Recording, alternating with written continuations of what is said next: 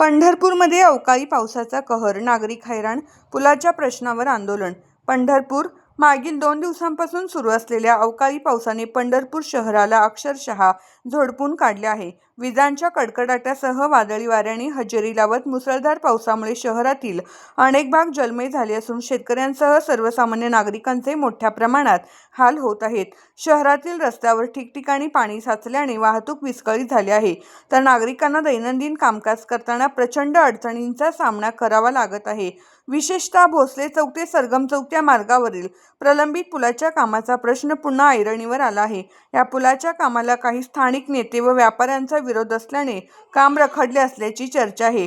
दरम्यान पावसामुळे साचलेल्या पाण्याच्या पार्श्वभूमीवर या पुलाची गरज अधोरेखित करण्यासाठी परिचारक गटाचे वन मॅन आर्मी माजी नगरसेवक विक्रम शिरसाट यांनी अनोख्या पद्धतीने आंदोलन छेडले. मुसळधार पावसात ते रस्त्यावर उतरले आणि सरगम चौक येथे साचलेल्या पाण्यात कागदी नाव सोडत प्रशासन व सत्ताधाऱ्यांचा जाहीर निषेध व्यक्त केला. नागरिकांच्या समस्या सोडवण्यात प्रशासन पूर्णपणे अपयशी ठरले आहे.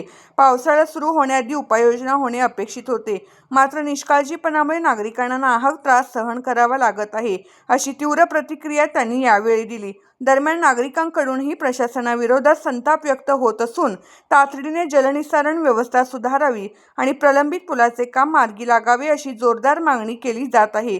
पंढरपूर शहरातील ही परिस्थिती लक्षात घेता आगामी पावसाळ्यात आणखी गंभीर संकट निर्माण होण्याची भीती व्यक्त केली जात आहे.